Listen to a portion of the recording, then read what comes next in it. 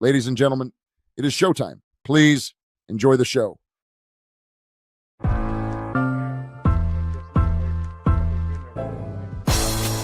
It's the corner where the treats. Is this the passing of the torch, right? Is this what this signifies? It comes down to that front office and what they feel is most important. The champ is here. We've touched down from a higher plane. Why you landed here? We always look forward to that week because it was always intense. You know that we ain't coming back. We got you. The man, the myth, the legend, Dante Hall. My favorite player growing up was Dante Hall. I love you guys, Joe, but Dante was my guy. Get to dashing because you done on the warfare.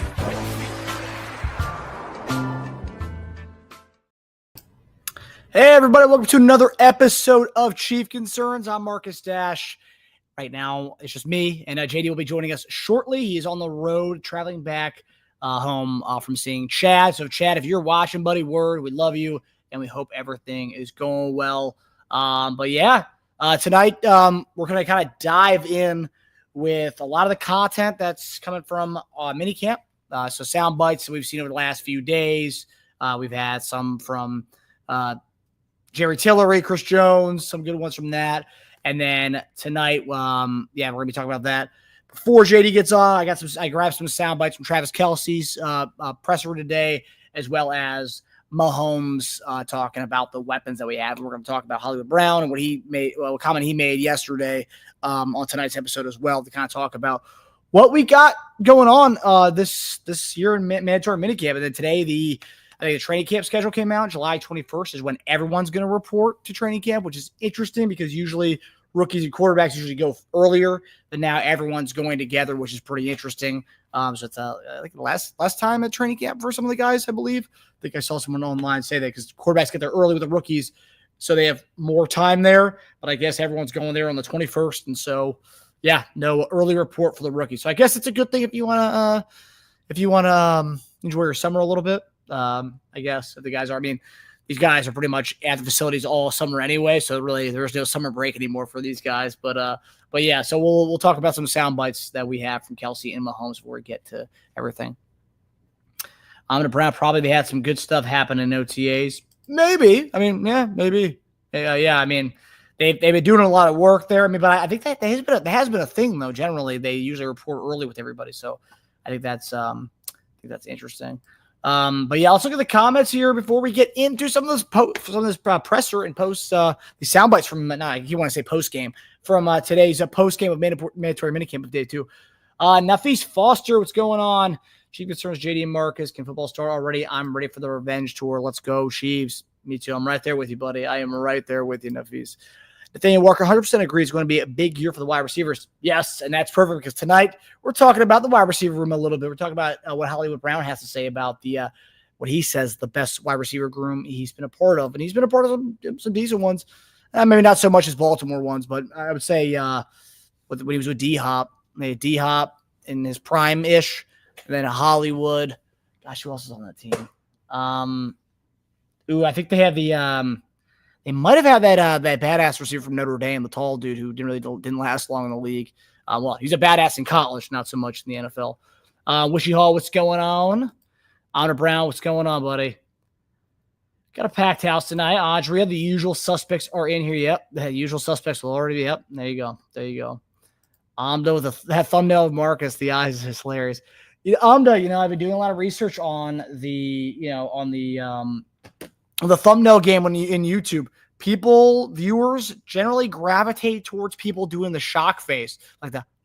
People love that. So apparently I'm kind of embracing it. JD's very, he makes a lot of good facial expressions on the show. And so, I can grab those, but I got to do a little extra work to get those shock faces and what did he say? Like those kind of things. Have some fun with that. Linda Foster, what's going on? Or Linda Hunter, sorry. Stu Salspan, what's going on, buddy? Stu, hope you are doing well, bud.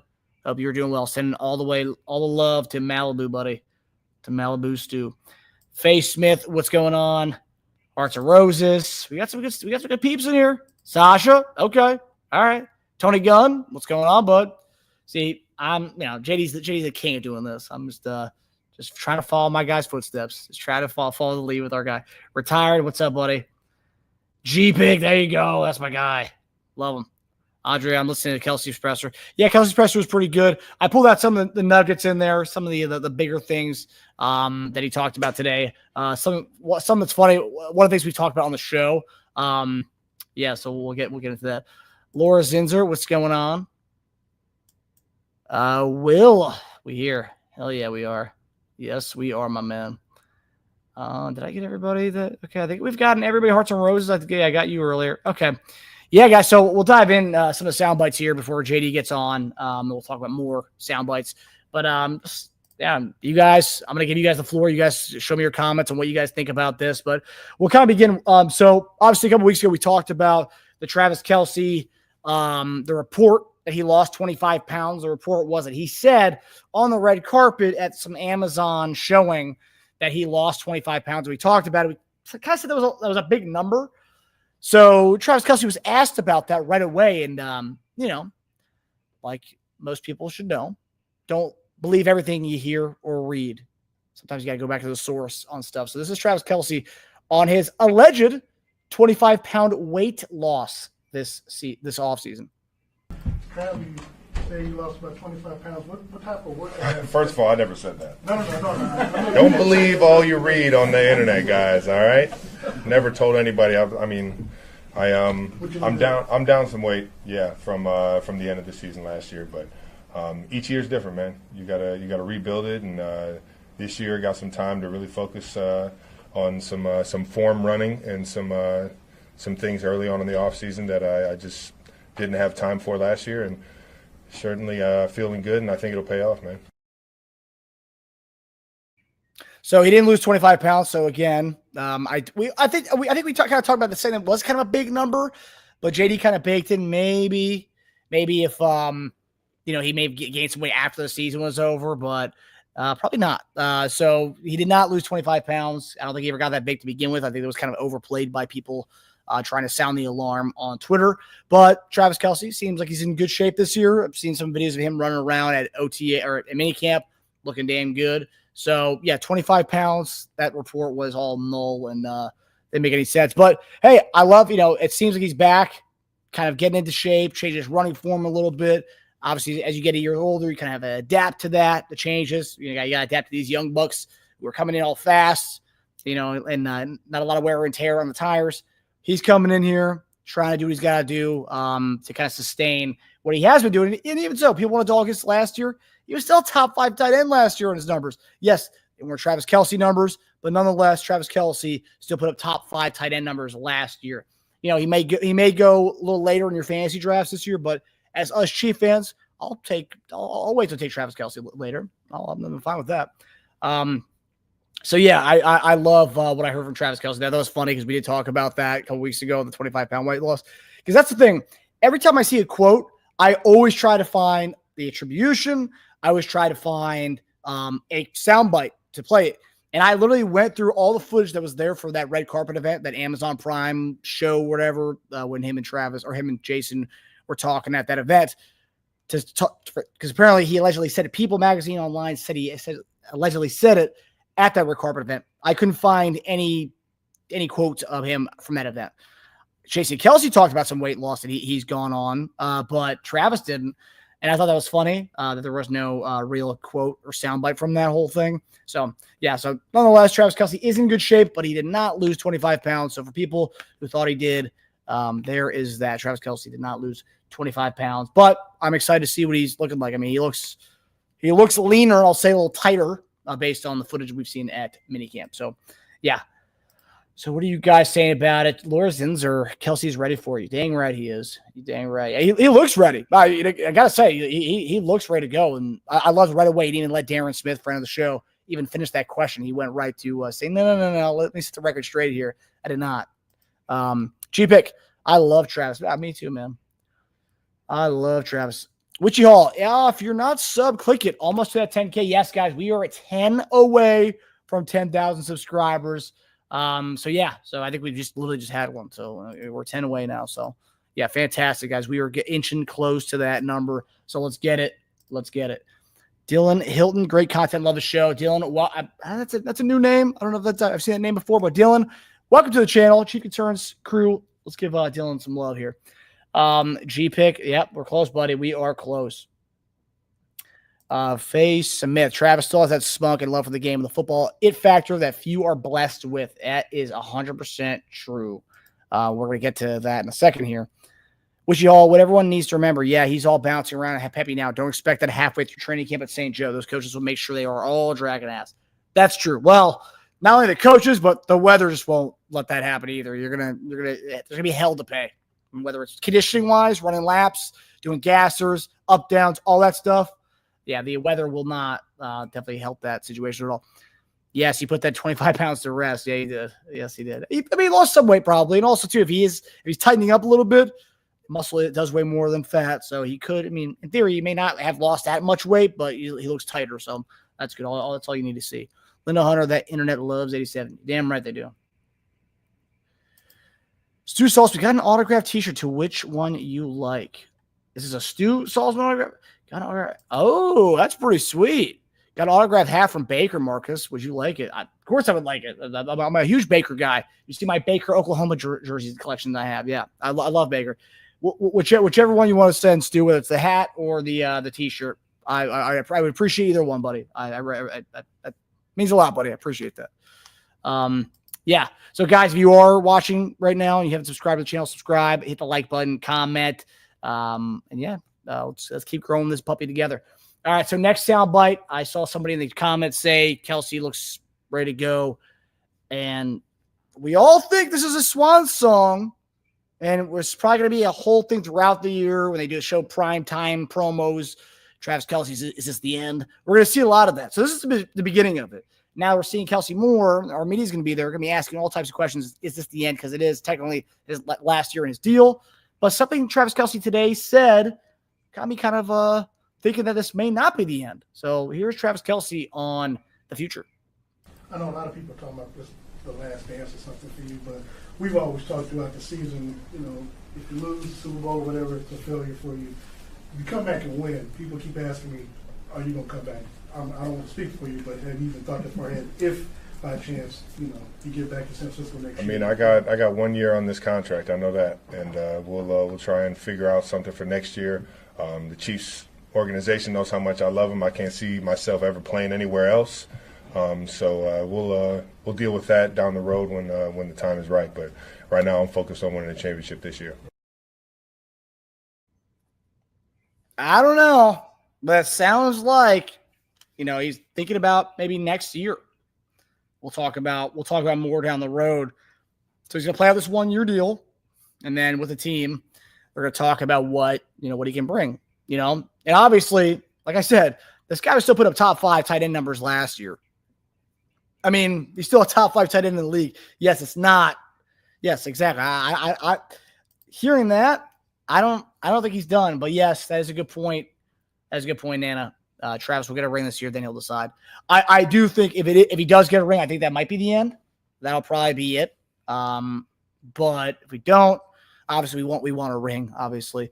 But I don't think it's done. I don't think we closed the book on the Travis Kelce thing, and I think this is pretty good. I like to see this. And also too, like, we have 1 year left in his deal. I don't think he's going to break the bank on us if he does sign for another 1 year deal. But it is sweet that we might get to see some more Travis. I mean, and he's not putting it to bed right now. But also too, we'll ask JD about this when he gets on. Would it be more of a distraction for it to be the end, or is it more of a distraction for him to say, I might play past this year? Because then you're gonna have that question all year long about, oh, are you coming back? Are you coming back? Are you coming back? Whereas you say, this is my swan song. This is the end. Is that more distraction? Yes, you're gonna have the similar type of questions about, oh, what's next for you, Travis? Are you sure this is the end? But I'm curious to see what would be more of a distraction for him as far as the team. The saying, oh, I might play for one more year. I might not play for one more year, leaving it kind of in doubt. That's an interesting one. I'm curious to see what JD says when he hops on here. Stu, yeah, sure is fine, buddy. Whatever's easiest, man. Whatever's easiest, but I appreciate it either way. Is our Chad in here? Hey, there he is. Word. What's up, buddy? Chad, my man. I hope you're doing well, my man. Nana Cherry, Jason said he lost 25 down from 290. Guess media can't tell the bros apart. Yeah, so that was the soundbite I saw. That was at that same Amazon event. So I guess people mistook that and went with that. I don't know. And then they became a Travis Kelce, lost 25 pounds from there. I don't know. Yeah, Nana says Wishy Hall says he's not done. If Travis gets a ring this year, then he'll decide. I don't know. You can make the argument for both ways, right? You're going out on top as being, I won a Super Bowl, I'm out. But or you could say, you know what, I'm going back. I'm gonna go back to back twice in my career. I'm gonna win back to back twice in my career. That'd be kind of sweet too. Especially if you still put up top 5 tight end numbers. I get it that people, operate differently. Everyone has their own best version of themselves, and maybe he doesn't want to play at the top 5 or top 10 tight end level, and maybe wants to give it up before that. But I don't know. Still playing top 5 numbers, man. Go till you actually can't go anymore. Until we actually see oh man, you can't hang anymore. You still put up top 5 tight end numbers. You can still hang. So that doesn't really make much sense to me that he could be that he would hang it up at a top 5 status. But again, this is the guy we're talking about as a Hall of Famer. So they see themselves differently. TG. How old was TG when he retired? Because even his numbers weren't that bad when he left. He was still a top 10, top 5 tight end in the league. All right, how old was Tony when he retired? Okay, so Tony, born in 76.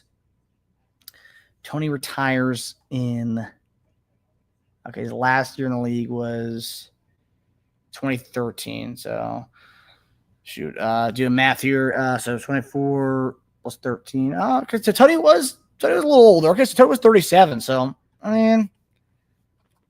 yeah, what Travis is how old was Travis? So Travis is 33, 34 right now? 35, okay. Okay, so that does, if he does play one more year, that does kind of line up with the Tony Gonzalez 37 range, so that's interesting. But yeah, our guy JD's coming on here, and nothing better than talking about tight ends with our guy Jason Dunn. So JD is hopping on here. JD, what's going on, brother?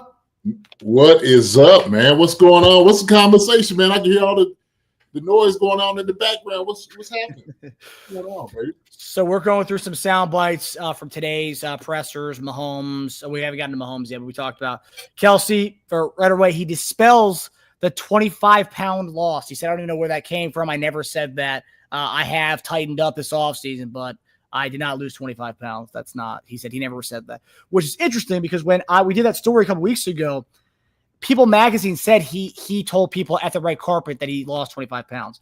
But when I did research on that, I never found any soundbite of Kelce saying that. The only soundbite I saw was Jason Kelce saying he lost 25 pounds. So maybe that's the mix-up. I don't know, but it was People Magazine who reported it. So just going to report.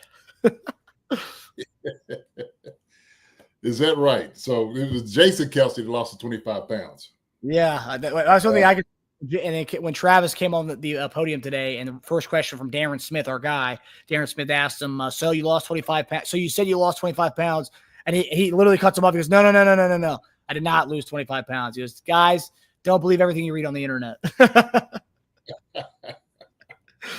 So he said that. And then the current conversation we have right now is Travis Kelce potentially giving us a hint about coming back one more year, which would align similarly to, because he's 35 right now. He plays this year. He'll be 36 by the time this year's over.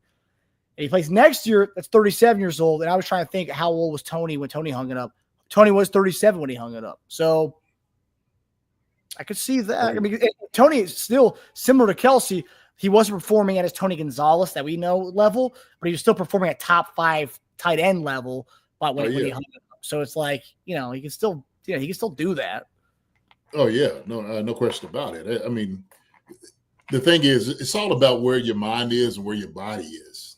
Those are the determining factors. And so, if you don't have the passion anymore, the passion is gone. The bread doesn't taste as crisp or as right out the oven as it used to, right? Yeah. It's a little stale taste. That's part of the problem. And of course, when you're waking up every single morning, you wonder, why am I still doing this thing, right? That's the issue too. And so, man, if you got bumps and bruises and you're still trying to motivate yourself to come back out, that is really kind of the that's the question you got to ask yourself every single day. Why am I doing this? Is it worth it? What am I going to miss when I get out of here? Am I going to miss it when I get out of here? Am I going to have that remorse because I decided to step away from the game? And so, him being, 37-ish and whatnot, Tony played for 17 years, man. He came in as his junior year. And that's the reason Tony was able to get as many years as he did and still play at a high level. So I think if Travis believes that, he still has the juice in him, he still has a little bit of that excitement comes back, going on the field and seeing his guys come out there, man, and he hasn't lost any of that passion I was talking about, he'll be fine. He'll be fine. But we'll just have to see. We'll just have to see, man. It's just kind of like one of those things, you know what I mean? The guys always go through, a long time. Long career does that to you, Marcus. Regardless of whatever occupation you are in, that's always that reflection. What do you want to do? And so the question I was asking in the chat before you came on was, what is more of a distraction? Him coming out right away and saying, hey, this is my swan song. This is it, right? I'm retiring after this year. And obviously, every game you're going to go to, it's going to be a spectacle. Oh, you're playing in Buffalo for the last time. Any memories? Every week you're going to have the same kind of send off at whatever stadium you go to. Whereas by doing it this way, where he's saying, well, who knows what happens after this year? We'll talk to the team, but I can't envision myself playing anywhere else. It's like, oh, okay. So now it's like you're going to get these questions every week. Like, have you made up your mind yet? It's week 4, week 5. Have you made up your mind? Is this the end? Is this the end? Is this the end? Kind of thing. What do you think is more of a distracting kind of thing for him, and I guess the team as well?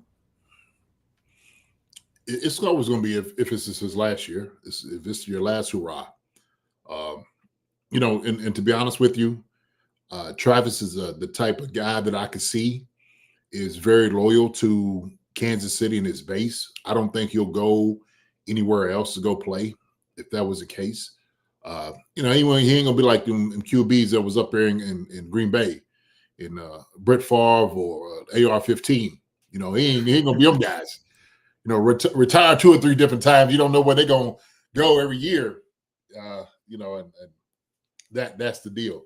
So I'm just getting back from seeing my nephew. So that was why I'm a little tardy coming here to the thing. So I was good talking to Neff about some of the things that Green Bay is going through, and we talked about AR-15 getting up there to Green Bay, to the Pittsburgh. So it's always a fun conversation to have. But no, you're absolutely right. I do believe that with Travis being the guy that he is, the question is always going to be, is this going to be the last deal for you? Right? That's always going to be the question, Marcus. But I don't think is that really a distraction? The thing is, it would only be a distraction because it'd be somebody new that comes into the media room and asks the same question, like, hey, man, guys, we covered this. Like I've told you guys before, you looking for a different answer? You may say it a different way? You know what I mean? Like, what is it, right? Everything else I think he'll be able to handle. So. Yeah. I just want to play the soundbite to you. I was curious what you hear when you see it. It's a quick soundbite. I know a lot of people are talking about this, the last dance or something for you, but we've always talked throughout the season, if you lose the Super Bowl, whatever, it's a failure for you. You come back and win. People keep asking me, are you going to come back? I don't want to speak for you, but have you even thought that far ahead if by chance, you get back to San Francisco next year? I got 1 year on this contract. I know that, and we'll try and figure out something for next year. The Chiefs organization knows how much I love them. I can't see myself ever playing anywhere else. So we'll deal with that down the road when the time is right. But right now, I'm focused on winning the championship this year. Yeah, that's legitimately he's saying we'll figure out more after this contract is up, but I'm focused on this year. How much do you think of that the next year thing is like a big lead to that? Because I heard that, like, whoa, okay, he's not shutting the door on next year. I'm sure he's just saying, man, how about we get past this season first, right? Let's just concentrate on the things we're doing now. And so with him, he said he just knows this is last year on the contract, which it is. Maybe the Chiefs might want to do something with him the following year, which I'm sure they would. But like I said before, all the things I said before, I'll apply, right? And it's all about how he feels, the passion of where he's at with everything. If they do win the Super Bowl or not is maybe a question that comes into it. But what else is he supposed to say, man? And he'll get to a point when he's ready to say what he's ready to say. He'll say it. So that's kind of where he is. And so I'm going to take it at face value, man. What the brother said. So Trav says that, so be it. So be it. Right? We need to keep poking the pride and see where you gonna have something else this week. How you feel? With the amount of nationally televised games we're gonna have with ESPN, Amazon, NBC, Netflix, you're gonna have different national reporters come in and do these like promo pieces on them. Is this the end for Travis Kelce? We're gonna find out, like those kind of things. Every week, I feel like it's gonna be a thing. Always. Every single media person that, like I said, in the national news is going to ask that question, right? Is this the last year for you? Your brother's retired. What do you think? And I'm sure he's gotten a lot of information. He's gotten at least a good temperature of how things are out there in the real world, right? The real world like that. And that's kind of the reality, Marcus, for guys that we've all gone the same way. You have to just take stock of where you are. How do you feel about it? And I'm going to tell you this. As a retired player, it's hard to really find something in the real world that parallels what you get out there on the football field in the locker room. For real. That's the truth. Some guys handle it really well, and some guys not as much, right? It's the reality of it. And so Travis has to be at a great place with himself that he feels okay with whatever decision that he's going to make. And so that will be between him, obviously his family, and then he'll let everybody just kind of know from here. But what I'm excited to see is his year here in Kansas City, him invigorated. I want him coming back out here and hitting everybody over the head for the things he's been doing over the past few years. So all I'm looking for him to do, man, is just, go out there and ball out. That's it. That's all. And just take everybody to task that was doubting him, right? So we'll see. Yeah. No, he's one of the ones. I mean, obviously they talked about our O-line, the Chiefs are done. He's been the one for 2 years been saying he's cooked. So if anyone's got a chip on their shoulder, it's definitely him, I would say, among everybody. If I had to rank guys who have the biggest chip on their shoulder going into the season, I feel like he does, just because he's been obviously politically he's been dragged through the mud, and then on top of that, you have people saying he's cooked, and he's washed, and all the stuff they've said about his his personal life too. So I feel like he's got so much to prove this year. So I'm really rooting for him. Well, how do you feel when people start doubting you, right? He's a shell of his former self, or he don't have it anymore, and all these different things. And that's always a conversation that people have when, guys in the, sports profession gets older. And so guys want to destroy that, that negative kind of connotation to things when you get older, right? Hey, listen, it's not saying that he's going to catch 100-something balls. He may just do that. He may push to do that. He may push to get 90 and 1,000 yards. Absolutely. I guarantee you when he's sitting over here, he's looking at himself in the mirror, that's what he has to contend with, is that guy. Nobody else out here, he's got to contend with that guy every single day. And so he gets up and he gets in the mirror and say, man, I'm going to cook him again today. I'm going to cook him again this week. That's just motivation itself. That is just motivation, man. Like G-Pick said, prove they act wrong. Prove them wrong. And that's what I'm here for. So, man, Marcus, who all we got in the chat? G-Pick is in here. What's up? Sweetie's in here, so I am late. Hello, how you doing, Sweetie? You need up there. What's going on with you? Will is in here in the house. Justin Blackwell. Justin Blackwell says, Trav gets married next year and he don't ever have to worry about money again. Not like he needs more, but Taylor got way more. Watch him play for free so the team can make another run. Justin, I know he's not worried about her money. Like you said, he makes plenty of money. Matter of fact, Travis is set. What him and his brother are doing just in social media numbers and media stuff. I mean, endorsements, all that stuff. Absolutely, yeah, they are sitting fat. They are. So right now they just stacking chips. They got chips on top of chips. Not to mention the things he can do probably on the field, the TV. So I think he's good in that regard.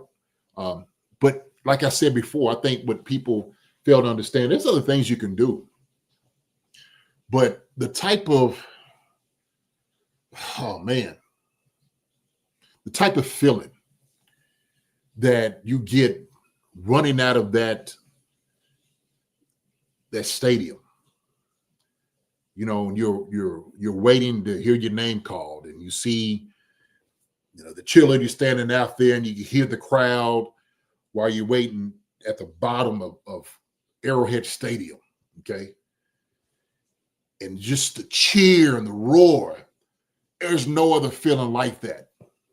There's not. Even at being a coach, you just don't get that. You come out, you could get a little glimpse of it, Marcus, but being the guy on the field, the gladiator, being the dude, man, that's something else. That right there is something else. And it's hard to get.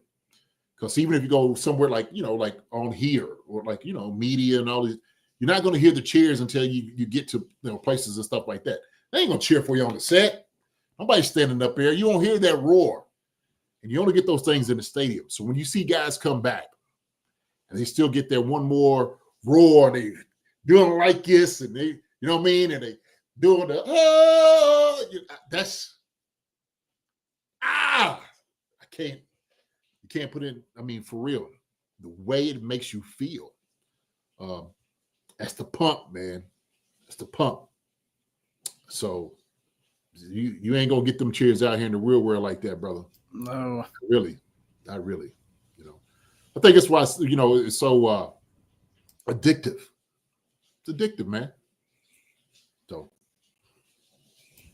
yeah, no, it's one of those things that only a few people can attest to, right? To be able to talk about the experiencing that environment down on the field from like a player's perspective. It's one of those things. Yeah, it's why sometimes guys will play too long. You see it in NBA. More so NBA than the NFL, where guys will play way past their prime and play when they're averaging a couple points a game or barely getting any minutes anymore. They just don't want to They don't want to give up that, like, obviously they don't give up the paycheck, but they also don't want to give up the just the environment. At the NBA, for them, it's the paycheck. They can sit on the sideline and cheer and just get up every once in a while. They love that because you get a front row seat to the whole game, and you get to sit there and you get to basically clown with your boys over every other player out there, and just talk noise. And then you get to coach other guys. I remember who was that? Ibaka was doing some things. I think he was, doing a little bit of coaching. He get up, say a little thing. He got a little more leeway to, as a veteran. But man, you get them checks, man. He's sitting there, get some popcorn, chill out, look up through the crowd. Man, they enjoy it in the NBA. Yeah, Udonis Haslem made a living the last 15 years of his career doing that. Oh, did. Yeah, he get in 5 minutes, right? He'll get a hard foul just to let people know he's still there, man. So let me finish my Nana Sherry is here. Andres is here. Ed Otoro, but we keep 4 tight ends. Oh, no. What do you think at these mini camps? I think we will, Ed. I think we'll keep 4. Neff, what up, Neff? Good to see you, Neff. On here. I said I see you on here. Stu is here. What's up, Stu? Stu was just calling me. Stu, I don't know what's going on. Hope everything's all right. Faye is here. What's up, Faye? I'm the Brown. What's going on? Hearts and Roses. So y'all been rocking and rolling, huh? Justin the Way. So yeah, Linda Hunter is here in the house. Who else is here, brother? I just want to say what's up to everybody. So since I went on here at the very first, Sasha's here. Lars Zinkser is here as well. So I think that's it, right? Dylan Hilton. What's up, Dylan? Yeah, I think it's a new name. It is. I haven't seen it. Tony Gunn's here. What's up? What's up, fellas? What's going on? And retired. What's up? So Neff says Charles Barkley still get cheered and booed. He does. He loves both of them. He loves being cheered and booed. He don't mind being hated and loved. I think Charles is the only guy that like, give me all of it. Bring it all here. Give it all to me. Yeah, he embraces it for sure. Yeah. All right, so tonight, obviously, I referenced it before JD came on that we're going to kind of talk about some of the sound bites from the week of mandatory minicamp. I love mandatory minicamp, just obviously because the guys are back in the building, but also we get sound bites and more content to talk about, instead of talking about the PFF lists and stuff, because there's a certain moment of the offseason where it's like, PFS ranking so-and-so here, why? And then, okay, but now we actually have sound bites and stuff to talk about. Okay. And today, we actually first learned in yesterday's presser that Josh Simmons has Mitchell Schwartz out in the field. The Chiefs have Mitchell Schwartz out there with the offensive line, which is huge. And, we always see former Chiefs players come back and help out during minicamp and training camp. But this year we're seeing Mitchell Schwartz, former All-Pro right tackle, out there helping.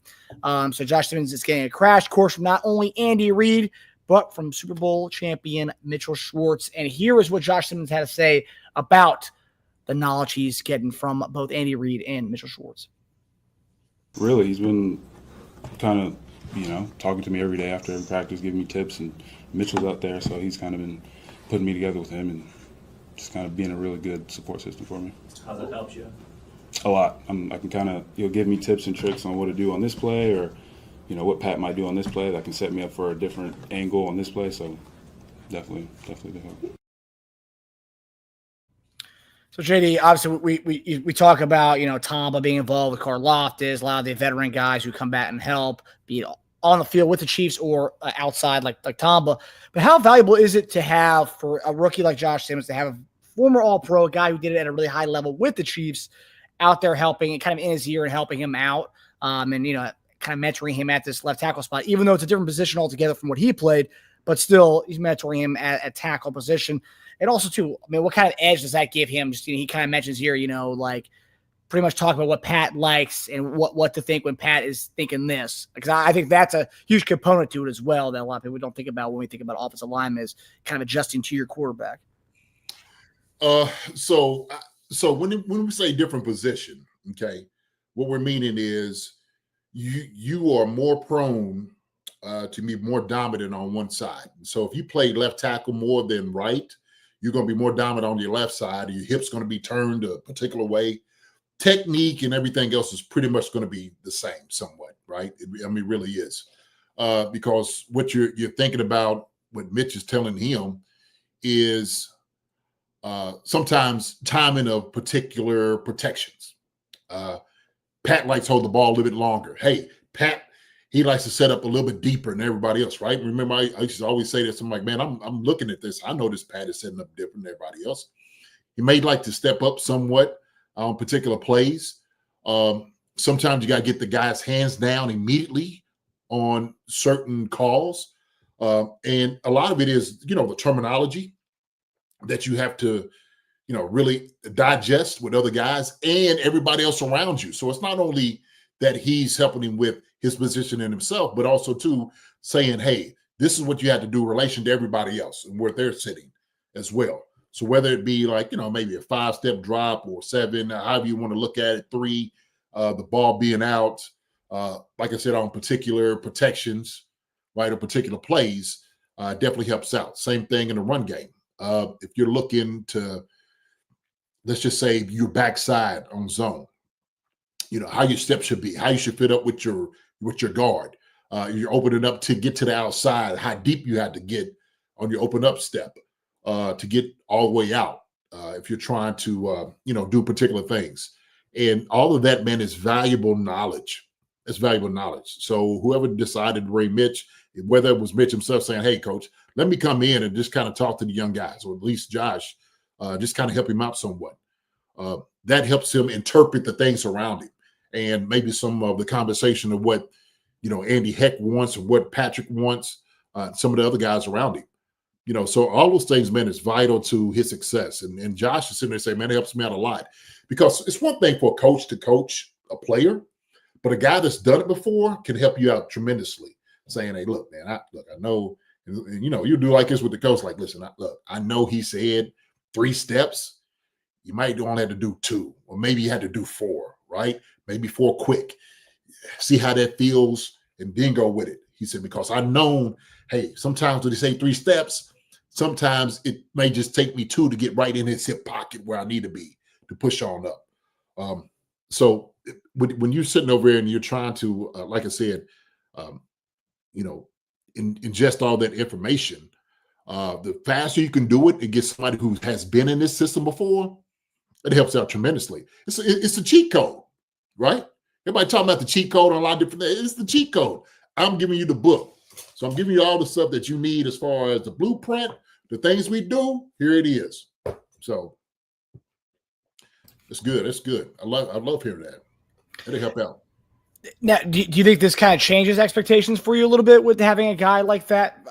Because I guess, right, having a guy who's in that system, right, Mitchell Schwartz being there for him, kind of being in his ear, whereas oftentimes you don't usually get a like former player who played on that exact team with that quarterback under that same coach, kind of being there to tutor like the up and coming guy. Do you think that obviously, I guess, not changes your expectations for him, but does this give him kind of an edge going into the year now, having that extra oomph, that extra like, it's like having the SAT, the answer key kind of, right, with you going into taking your SATs. You have the answer key, you're going to do much better on that test. Do you think this kind of helps him that much? It does. It helps him out that much, but Mitch can't play for him. I can give you the answers. We can study the test. We study all these different things, man. Are you a test taker? I can't play for you. Mitch can't play for him. That right there is a whole different beast altogether. So sometimes some of that information that is, kind of injected into him, he might be like, well, shoot, maybe my athletic ability allows me to do something totally different than what Mitch is. Okay. Well, Mitch said, well, yeah, okay, maybe it was 3 steps. Maybe for me, it may take 4. Well, I may have to take 2. But at least I'll know I have 2 different perspectives on how I can make more of an informative decision about what I do. Let me try this. Maybe what Mitch was talking about, like, oh, okay, I get it. People like, you see what I'm saying? Like, when the defense man's rushing on you, right? You can't let him get to your full body on your outside. Like, you got to stay square. He's like, I get it. I got what you're saying. And this is something that's totally different than it would be in college, right? Because he's not going against somebody that is taking international finance. He's going against somebody who's trying to rip your head off, who's making $30 million on the other side of you, right? And, I don't know anybody in international finance is making that. So unless they're doing some other stuff, for sure. But, I love it. It's always a different major. Oh, yeah. Yeah. Hey. One thing that's interesting, right, because everyone's talking about the Josh Simmons aspect of this, because, obviously Josh Simmons talked about having Mitchell Schwartz. I think one part's being kind of lost in this whole thing of having Mitchell Schwartz there is the guy played right tackle, right? And I know, talk about technique-wise, it's all the same, right? It's just all about lining up where your hips are lined up. But talk about the right tackle. This guy was all pro right tackle, probably one of the better right tackles we've had in the Chiefs over the last 20 years, I would say. One of the better ones. Juwan Taylor. Now, let me ask you this. Having Mitchell Schwartz, it can help him, right? Juwan Taylor. But let me ask you, so Simmons, it's his first year, right? So he's still kind of like, he's a sponge, right? He's taking it all in. How much different is that than Mitchell Schwartz giving his kind of wisdom to Juwan Taylor, who's already been in the league for a good amount of time? Is that going to be kind of receptive? Is that going to be kind of received the same way as Josh Simmons is appreciative of it versus Juwan Taylor, who's already been around the block, taking that in a little bit? It depends on the person. I think it really does. Somebody who's been in the game before and gives you some information, and you say, hey, man, I seen you do this. Like, tell me what you're thinking, when somebody comes to you. And it maybe be somebody Mitch might have seen before, and he's dealt with himself. And, what do you think? And Juwan, which seems like a very receptive guy, absolutely would take it. Like, yeah, man. So like he said, when I'm sitting over here and I'm sitting him back and I'm at 3 yards and I'm kicking out a little 3, sometimes it feels a little, I'm a little rushed. It's like, yeah, it does. I see you kind of doing that. So he said, man, Mitch is kind of giving his perspective, right? So you'll see somebody like Andy Heck, but you'll see a guy who's actually played your position before, and you'll listen to it. I was talking to a guy yesterday, Derek Miller here used to play at the University of Kentucky. Bad boy, man. This sucker could shoot the ball, man, play some hoops. But he's from down there in Georgia, man, and one of his buddies, best friends, is Eric Green, E. Green, tight end for the Pittsburgh Steelers. And I every time I see Derek, I said, man, you got to tell E. Green, man, I said, what's up, man? Tell him JD said, what's up. And I always tell him all the time, I said, man, E. Green would be in my ear every time I see him. I had to go over to just show him the love. Because when I would see E. Green out there playing Pittsburgh or whatever, he would always give me words of encouragement. He would always give me something that I could do better as a tight end. I'm going to take that. I'm going to take it all day long. And so if E. Green's telling me about something, maybe that my technique-wise, running the route or setting the guy up, absolutely. I'm listening to E. Green. And I was so grateful for it. Only somebody who is as arrogant, narcissistic, almost you can't even communicate with would not be receptive to something like that, right? Ego driven. I think guys like that are more than, yeah, man, I got it. Thank you. Appreciate it. Okay. All right. I got you. And so sometimes you gotta feel guys out, right? To see who guys are. I mean, and it does take that. Hey, man, Mitch, how you doing? And you go and introduce yourself and say, man, tell me some of those things. And he might tell you. You might get into it and talk about it.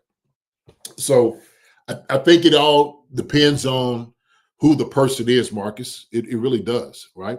Yeah. I'm sure you've had, people come up to you, and you probably talked to some younger people, maybe in the media before, right? Over and giving them some pointers. All the time, yeah. Yeah. So it depends on the dude who's receptive, or some dude like, yeah, man, I got it. Okay, appreciate it, man. You're like, oh. Yeah. Well, what's the thing too? It's like from the younger guys with media, the TikToks of the world, and different types of viral media that they have better insight in. Even still to this day, as we kind of continue to grind in this whole YouTube scene, I'm still learning all this stuff all the time, and I'm contacting people who are involved in viral media and the vertical platform and stuff. So I'm learning from the young bucks as well as the older fellows too. So like, yeah. I guess it depends on the type of person, right? Because some people are stuck in their ways, as Justin Blackwell says that he thinks that Taylor may be stuck in his ways, but it depends on the person, because not everybody is, is like that. Look, everybody wants to be successful. And if somebody who's played a position at a high level, all pro, sees something that you can get better at, I would say he'd probably work on it. I mean, like I said, it depends on the person. So his habits might change a little bit. He's like, okay, Mitch said do this. So let me see if shoot my hands a little bit faster is something different. And I can remember this. I remember, okay, I know talking too much about this, but I went to the Ravens when I was coaching at Kentucky State.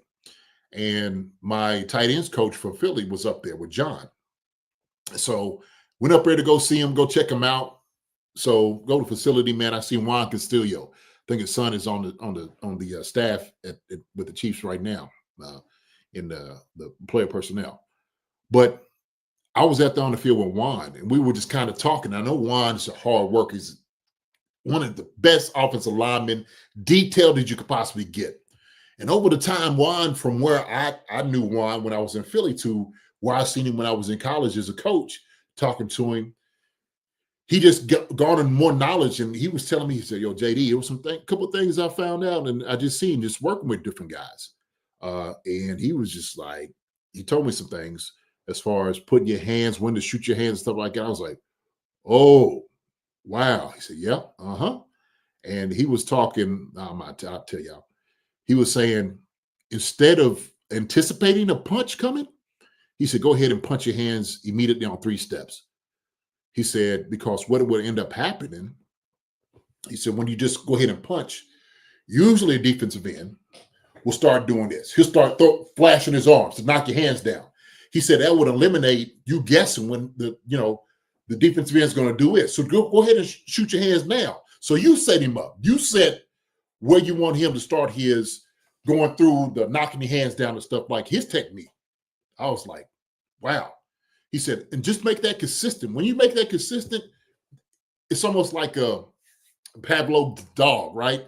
Like, they start when you see a bone, they go and it's defensive end. As soon as they hit heads, here I go, right? So that's kind of the deal. But I'm saying all of this to say that having an older guy to help any guy should help tremendously, and they should be thanking them for the help that they're giving. They should be thanking them for the information that they're passing along, And so I commend whoever it is that decided to bring Mitchell Schwartz in. Seriously, somebody had said this on here. Mitchell and Jeff, we need to get together. I wanted like to get them on the show, man. I like to talk to them dudes, man. Seriously, both of them look like cool cats. Yeah. Yeah, and I think, I think Juwan Taylor, based on all the clips I've seen, interviews I've seen, Juwan Taylor seems a very receptive and nice guy. So he doesn't strike me as the type of guy who would bat an eye at Mitchell Schwartz, especially a guy who was playing his same exact position at a high level just a few years prior. So I think any kind of constructive criticism and just any helpful tips you can give him, I think that would be beneficial for our entire team. So hopefully that is going on as well. Absolutely. Joshua Bundy's in here, said, them Buckeyes don't play. Josh is the real deal. I'm a season ticket holder for the Buckeyes. What's up, Joshua? Good to see you, man. Well, we know he's a real deal. That's why we got him here. So it seemed like he's everything that's been advertised, brother. He also, and you're talking about international finance, he actually did make mention during his interview yesterday saying that I was lucky enough to go against Sawyer and JT Tuamatu during my practice and whatnot. So I was lucky to have those guys to go against. Yes, absolutely. So I don't know what their majors were, but they could have been international finance guys, but they're also in the NFL now. Yeah, whatever their major was, them jokers is making more money now. So it sticks. Believe that. Yes, sir. Good for them. All right, so now we're going to get to a storyline that we talked about last week, thinking that this was going to be kind of the big thing to watch this week. And, it turned out that, Trey Smith is a good guy here. And Trey Smith came to mandatory minicamp, didn't make us wait and say, oh, my gosh, things aren't going well. So, obviously, one of the biggest storylines was Would he not been a good guy if he didn't show up? No, I was talking about not being a good guy as far as like in the media scene, as far as, I'm not saying he would have been a good guy. I was saying that. Oh, okay. All right. I'm just making sure that we're not villainizing this joke. No. As far as the public person, the Chiefs Kingdom Twitter types saying, oh man, the Trey Smith is giving us the, the people who get mad about Chris Jones, those types. Yeah. I was going to say, yeah, those. Them jokers. Well, I will say we're gonna have a funny soundbite from Chris Jones on the situation, which I thought was hilarious. So biggest storyline was the Trey Smith kind of seeing if he was going to come to mandatory minicamp. He hadn't been in any of the OTAs, but everyone's like, "Oh, will he be at mandatory minicamp?" And he showed up to mandatory minicamp. And hopefully this shows things are getting smooth in the contract talks. We'll talk about that on the other side of this. But Chris Jones commented and applauded Trey Smith for coming to mandatory minicamp and made a couple of funny comments about the way he handled his situation. Good. Trey didn't take my approach. Trey doing the right thing, man. I think the future plans for the Chiefs is to have Trey around. He's a pivotal part of our offensive line. To have him back out here, he's a superior guard in this league. Could be all pro this year. His body of work speaks for itself. So we're glad to have him back out. Brings a lot of energy to the offensive line, and it's a good way for us to compete on the defensive line. Can he come to you for advice on that? No, don't take no advice from me. Like I did things a little different. Don't take no advice from me. Trey, you in a good place. Franchise tag is like $25 million, right? That's the big bucks. He's in a good place. Stay healthy. Be ready to compete in training camp, which I know Trey will be, and we're excited to have him around. From the way you described it with Trey's situation, do you feel like you would do it differently today than you did a couple years ago with your contract? Did I do it differently? Would you do it differently now if you had it to do again? Just from the way you're describing it, it sounds like that. Did I do it differently when I had this position? Would you do it differently? Would I? I'm asking you, did I do it differently when I was in this position? You got your answer right there. So it seems like he would do it the way Trey Smith's doing it right now. That's what it seems like. Basically, it seemed to me like he was fine with his decision he made. Is that what you took from that? That's what I took from it. I don't know. Maybe he said, "You got your answer." He said, "Did I do it differently?" Well, yeah, he did it differently. But I think Chris Jones was in a different. He was in a different category than Trey is now. And I'd say that. Arguably, Chris was the best defensive tackle out there, period. I don't think it was any question. It was between him and Aaron Donald. Aaron Donald retired, I think, at the time, didn't he? Yes. So it was no question about that. I mean, Chris was the guy. He was setting the market. And Trey, I guess in a sense, he's kind of, setting the market somewhat. That's why he's on the tagline. I don't think the Chiefs they're willing to pay him to be in the top guard in the league. There's a difference. So that's why I say I think it's a different thing as opposed with Trey. And so Trey, this is going to be his first major contract. Chris, he hit him over the head, and he was like, "Man, I need to get paid more money than what I got." Yeah, I got some money, but I need to get paid more because I know I'm the best. Ain't nobody else getting double teamed out here like I am. And there was no lie about that. No lies told. Zero.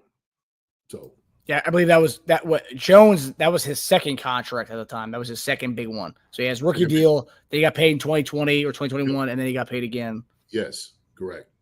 Mm-hmm. So it was a little different. Yeah, and one, like you said, he was already an established guy, whereas we're still waiting on Trey Smith to become that, that guard. But he said he's making the big bucks, $25 million on that tag, which is nice.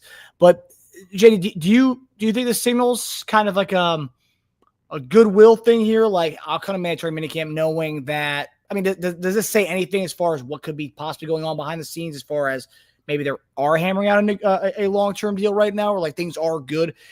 I guess my question is, it's not heated, because with the Chris Jones thing, it seemed like things were very far apart, and things kind of got okay, you know what? I'm not going to come anything. I'm not going to come, and he missed week one. It seemed like things were kind of, a little bit far apart in that situation, right? We knew he wasn't coming to mandatory minicamp. Trey Smith comes to the media day, does his headshots, does all that stuff, and then comes to mandatory minicamp. So do you think they are close? I mean, as we kind of near that July 17th deadline? I don't know. I really couldn't tell you, to be honest with you. I think it did, like you said, this is just kind of like in goodwill. Trey's like, "Hey man, I'm gonna have to come do the job, right? Minicamp, I know I had to be here at this. I know I had to be at minicamp. Okay. And so let me go out here and show the guys how it's done, that I'm dedicated. And I think that really bodes well for him, to be honest. And so it is kind of that good guy approach. That's what you were saying, is let me get, some of my fans behind me too. Trey's out here. We're speaking positive about him. Doesn't look like he's too greedy. He's going to get 25 million smackaroos.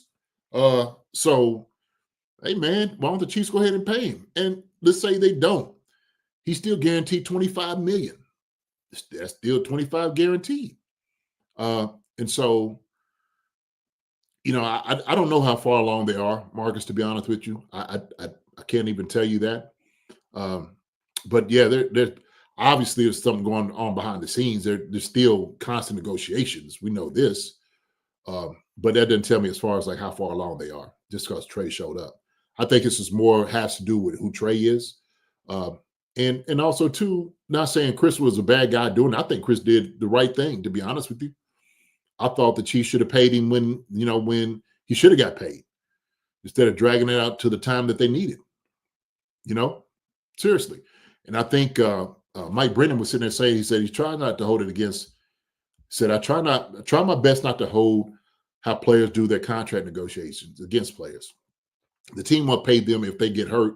It's a big risk to take. Yeah, look, the team shoot, it's a business. It is.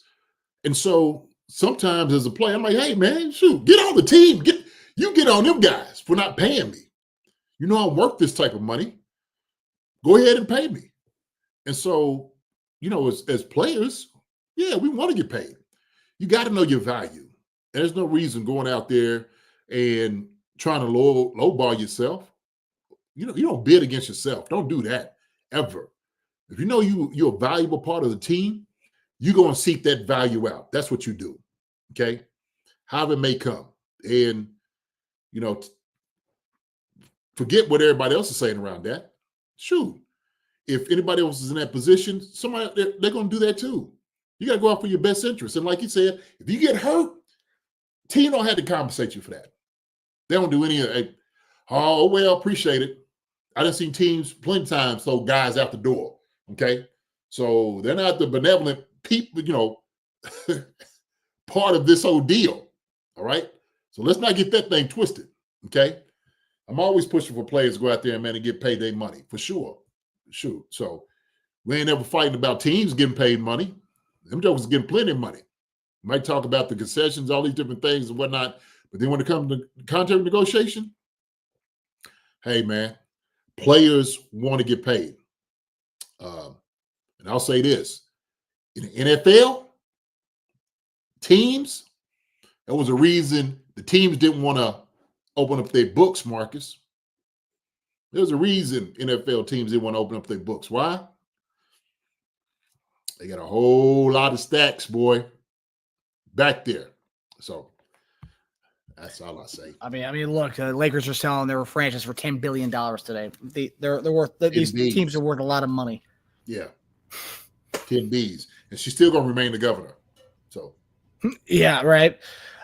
I just think, as far as Trey Smith, and I'm seeing here, it's kind of what you said, right? It's the good guy approach to the whole situation, right? As far as I'm not going to be villainized in the eyes of the Twitter trolls we talk about. So the usual people are going to jump down his throat like, oh, man, he's not a team guy. He's bailing on mandatory minicamp, distraction, get him out of here kind of thing. You're not going to see that, right?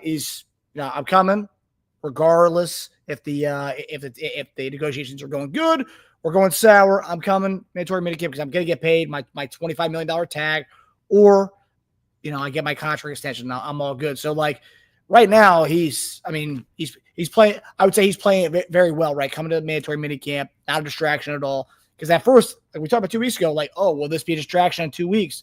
What happens? He comes, reports on Monday this week, and we're talking about how great of a team guy he is. We're not talking about, oh man, is this gonna linger throughout the training camp? Is this gonna continue in training camp? Because now we know he is gonna report to training camp. He's reporting to mandatory minicamp.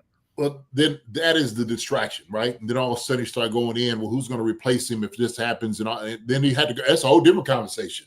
Well, who's going to be the guy then if Trey's not here? Oh my God, what then happens then, right? And it's not the saying that the Chiefs won't fill somebody in, because they will. They'll keep moving along, because that's just the business. We have depth on the offensive line this year. We do. So, but Trey, like Chris is saying, Trey's doing all the right things, right? He is staying in the positive light with everybody, organization, the fans, the media. He's a good guy in this thing, really. So, yeah, 100%. Yeah, somebody said pay the man. Who said pay the man? Pay the man.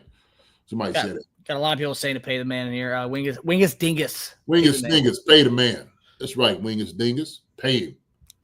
Chad, in my opinion, Smith didn't carry his weight of his contract last year. Better players for less money out there. Oh.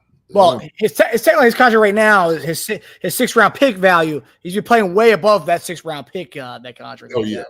Yeah. So maybe he's talking about the $25 million on the. That's a different story. That's a different story altogether. Yeah.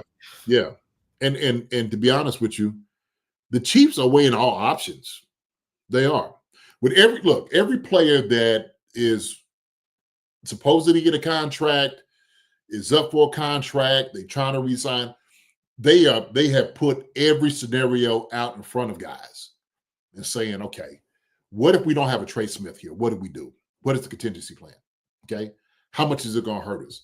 is this going to hurt the integrity of our offensive line and protect impact if we put somebody else in there? Yes, it will. So Trey is vital to what we do on our success. So we got to weigh it out, the value of it. What do we pay? Now, when we sit over here, now we're trying to sign the contract. What does that mean? Does that mean he's going to get $25 million a year, Marcus? So that's another thing they had to do. They had to weigh it out, right? And they might try to kick the can down the road. Longer contract doesn't hit them as much as far as against the cap and all those different things. Somebody was sitting there saying, as well, Richie, they're contingency playing for everything, 100%. Somebody was talking about Jawan might be gone next. Well, we don't know all these. We don't know, but they are putting everything, and weighing it all and measuring it all out. Trust me. So that's how it works. And I hope Trey Smith gets all the money he wants. Guys been playing. Everyone always talks about guys playing, below his contract. Well, a guy's been playing above his contract since the day we got him, right? He's been a 6th-round pick starter for us since day one. And 6th-rounders don't make anything. So, he's been playing. Every penny he gets, he's earned his $25 million tag. Earned it. The guy's been a 6th-round pick. Medical red flag guy, right? Coming out of his story, with the blood clots that I believe he had. And, look what he's done for this team, right? He's been a Super Bowl guard for us, and he's played almost, I think, every game besides these Week 18 games. So, he's been playing way above that 6th-round pick salary. Now, it's due now. Yeah. Rent is due. Yeah, rent is due. It's on the Chiefs. They plan on paying it. What the new rent is, Yeah, Trey Smith has made $3.6 million over the past 4 years. He has definitely played to his contract. Wow, 3.6 over 4 years, man. Wow. Yeah, no fact. Hey, that's a fact. Right guards in college are getting paid more than that with their NIL money. Come on. Hey. Hey, I know they probably hope so. That man, hey, that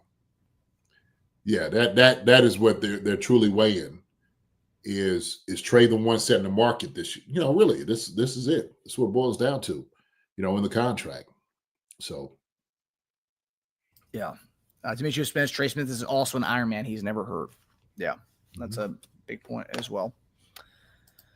All right, so now we're going to get to the offensive side, where the skill player side of things. Okay. The skill player side of things. Skill side, the fast guys. Oh, we love the fast guys. We love the dashers. Okay, so looking at the offense, Hollywood Brown said this is the best group of pass catchers he's ever been a part of. He's been a part of some decent ones. I wouldn't say his Ravens ones were decent, but his Cardinals ones, because he had D-Hop in his prime, and he was also on that team. And I believe they had that Notre Dame receiver who was he's out of the league now, but he was like a I forgot his name. He was a tall dude. He was also on that team as well. With the Cardinals. Cardinals? Notre Dame Cardinals. Michael Floyd. Oh. Yeah. He was awesome in college, but didn't really pan out in the NFL. But nonetheless, Hollywood Brown says this Chiefs team currently is best pass catchers he's ever been a part of. Praising how competitive and interchangeable they've become with him, Rice, Worthy, and even a slimmed down Travis Kelce. Slimmed down. He added that he and Xavier aren't bogged down by the playbook like last year. And here is what he had to say about the receiver room. Where does this receiver pass catching rooms rank for you if there's a healthy Rashee and with Xavier and with Travis? Best I've been a part of for sure. We compete like no other. We push each other, and we're excited for the season. The difference when a lot of you guys in the room have been a part of the offense and maybe not learning it for the first time out here? Full go. We all can go in any spots now, pushing each other, fighting for certain plays. So it's been fun just competing and not really having to think about the playbook as much as last year. So, JD, we always talk about the playbook, right? And we thought that, even for a guy like Hollywood Brown's already been in the league. We played with Lincoln Riley at Oklahoma, so big playbook there. And then he's coming to the league. He's already played for multiple different schemes. You wouldn't think the playbook would be that big of a deal, but, he mentioned it a few times there. But from a player's perspective, when you're not overthinking and consumed by the playbook, and now that you kind of have it down, and you're just going out there and playing ball, how much does that kind of really elevate his game as well as Xavier Worthy's game this coming season? Oh, tremendously. For the simple fact now you don't have to think, you just play.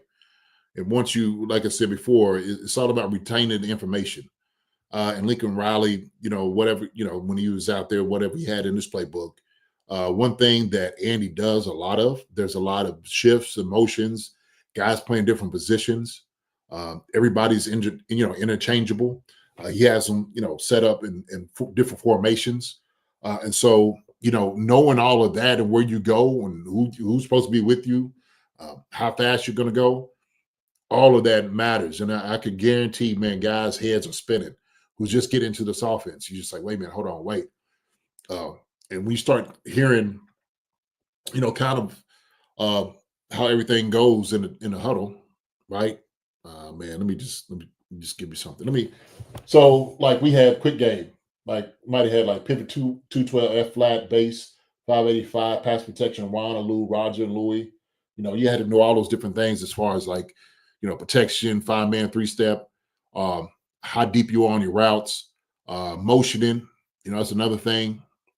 You might call flip, you might go flop, riz, leap. Whatever that is, shift and the motion is probably the thing that's probably running in their head more than anything else. But for fast guys, when you start thinking, it slows your feet down. It slows everybody down. So now, when you got all of that, shoot, that down. Now you already got the detail. Play fast. Now I could go play fast, and I could play confident. It's another thing too. They just know what you're doing. So as far as like you just say, he's saying the talent that he has playing around him, man, that's incredible. He knows it. He knows the talent that Xavier has, Rashee has. Like I said, all those guys are going out to compete. You got Royals, Juju. You got all these guys in there that are giving their all out there, and they're pushing each other to be the best. And I'm sure, just competitive nature, they're trying to outdo each other. Who's got a better route? Who's getting out of route faster? Who's, all those different things. And so I just say with, Hollywood Brown, all they're going to do, man, is they're just going to embrace it. They're going to embrace their roles this year, as they should. Because like I said, I don't think he knows this, man. They are trying to absolutely assault the defense, which they didn't get to do last year. They was excited about it last year and didn't get to come to fruition, right? Guys got hurt. The only one out there was X, his young guy. And so the offense didn't look like it should have going into the season. But now everybody's healthy. And hopefully, man, knock on wood, everything works out, man. Sky Moore, too. Sky, he's in there as well. Sky's pushing him, too. So, we ain't gonna hate on Sky. Sky's pushing his tail out there to get there as well. Justin Ross, Justin Ross, he's going to get out there, too, Mike. All of them. Whoever's in that room, whoever's in that wide receiver room, I know they're giving it their all. That's what I'll say. So, yeah. And also, too, like one of the things that he said, it was interesting, obviously, knowing the playbook. And now that all of them kind of know the playbook really well, him and X, especially because it's their second year in the offense, they can play interchangeably. They can kind of like flip-flop positions and like they can kind of go all over the place. And I think that's something, too, because, no teams can really key in on, Hollywood's on the middleman on the trips formation, or X is the middleman on the trips formation. They can never it's never going to be stagnant because there's going to be so many different looks they can provide to defenses because all these guys know the offense so well. Yeah, no, yeah, man, yeah. You go to X this time, you go to Z, you go to F, you go to H here, you go to Y, you do this, okay, and y'all switch it up. And so y'all figure it out. I'm sure there's some time somebody might call and say, "Hey, man, let me get that route, or let me play out here." And so they might have that type of leeway to get that thing done, to do that. So no, it's going to be exciting for sure, man, to see these guys really go out there, man, and thrive. They really are, so. It's going to be really hard to pinpoint who the number. I mean, obviously, Rashee Rice, based on the numbers last year, going out right out the gate, right? He was leading the league in like multiple categories. But it's going to be really hard to see like a week to week. And we saw this, 3 years ago when Mahomes' last MVP season, everyone kind of different guy blew up every week. But like it's going to be even harder now because there's so many so much juice on this offense. It's going to be really hard to pinpoint who's the number one, number two each week based on their target share. Yeah, and that's one thing you can't do when you come here to Kansas City is be selfish. When you have the type of talent that's around you and the type of talent that's thrown to you, everybody's got to pitch in, and everybody's going to have a hand in it. And it could be your day. It could be your game, right? You might have the game that you catch at 8 balls. The next game you got 2 or, 4, whatever it may be. And everybody's got to be fine with it. And I think they will. So I think that's the beauty of what we do offensively with the Chiefs. That's the genius of it, really. Andy and Nagy just put those guys in position to make plays. And we just got playmakers all over the place. Tight ends, running backs, wide receivers. We got them, Marcus. We do. We got them. Because of that, is that a risk guys like Hollywood Brown are taking by coming to Kansas City? Because, look, I signed a 1 year up to a $6 million deal. And I say risk from a personal contract standpoint. I'm not obviously you come to Kansas City, you're playing for a ring. Last year he comes here up to $11 million of that deal he signed, gets hurt. Then this year he signed up to $7 million, so it went down. Comes here. Some weeks he might be the number 3. Some weeks he might be the number 4. Some weeks he might be the number 1. So it's gonna be kind of a lottery every week, depending on how what kind of scheme defense they're going against and how they're scheming for him that given week. But is it a risk for guys like Hollywood Brown and veterans? Because we've seen over the years, right? Like, man, why didn't so and so come to Kansas City? Why are we getting MVS? Why are we getting D-Hop 3 years ago? Is that a thing maybe as far as because the way the offense is, it's kind of hard to recruit top flight veteran types rather than, obviously we've gone to the draft the last few years going for Rice in the second round, Worthy, and then Royals. We've obviously rookies, they have to be drafted where they go, but veterans more picky when it comes to that stuff. Well, if you're trying to come here and rejuvenate your career, I think Hollywood Brown did a good job coming, playing with the best team. Because also, too, that success falls on you as well, right? So you become the benefactor of success around you. Juju did that. He went up there in New England, got paid. But also, too, I think teams, when they do an evaluation, not only do they look at production, they're going to look and see how many times you're open. And they understand that the Chiefs may not, that the way that they decide to, deliver whoever's getting the ball for that day or that week, teams taking it into account. And if they don't, you better show them. Hey, look, I'm showing you the film on this one. I was open 5 times, Pat didn't throw it to me. So am I beating the guy? Yeah, you beat me. And so that's something that your agent and everybody else can do as well. So let's just say you come here and you're not the number 1 guy. You get 50-something balls. Well, they know you potentially could get 80. Hollywood Brown already has a body of work out there, right? He's got a history. We know he can catch the football. No question about it. And then when you're playing with a Rashee Rice and Xavier Worthy, and everybody's getting the different share of the rock. Hey man, you got to take it into account.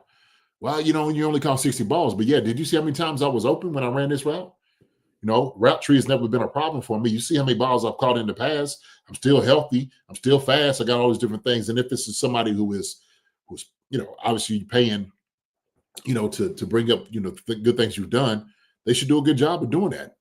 But like you said, a top guy maybe who is selfish, yeah, it might be a little problem. Absolutely. Like I said, ego-driven, you ain't getting the rock like that. Yeah, it might be a hard offense to play in. Especially also too, let's just say that not throwing a lot of deep balls with you. You might be okay getting a couple of slant routes like Rashee Rice was, right? So Rashee was getting a lot of balls, but they weren't deep routes. The quick hitters, yeah. Yeah, let's just be honest. Okay. But the thing is, once he got the ball in his hands, what are you gonna do with it? That right there is another measure of your talent. What can you do? Make the guys miss. So yak, all those things come into in play, especially when you're doing negotiation as far as like what evaluation of who you are, talent. But nah, man, top guy who's looking to get 120 balls a year. Nah, player. Sorry, ain't gonna happen here. We can't promise you 120. Can't do it. So yeah. And actually, Mahomes kind of talked about the weapons today. The soundbite I pulled just before you came on. But he was able to talk about the guys we have. This is the first time in a while that you've come into this camp with your receivers having been here the year before a lot of them. Do you notice a difference this time of year with those guys that haven't played in this offense before? For sure. I mean, I think you saw even at the beginning of last year before Rashee got hurt. I mean, whenever you have a guy that you've spent that time with and had that connection with, you can hit the ground running because you know those different things. And so seeing that with Xavier this year and Hollywood and Rashee and Juju and all these guys, man, I mean, they've done a great job of working and continue to work to get even better. And so you can talk about stuff that's happened in prior years, and that's where me and Travis have had so much success is when you get multiple years of reps with guys, you continue to get even better and better on the football field. But Patrick, when you follow up on that, it seemed like a lifetime. But 3 years ago, you all were the top offense in the league. Just at the beginning of last year. Last 2 years, even though you won a Super Bowl and went back to the offensive dip, injuries, of course, played a factor in the last season.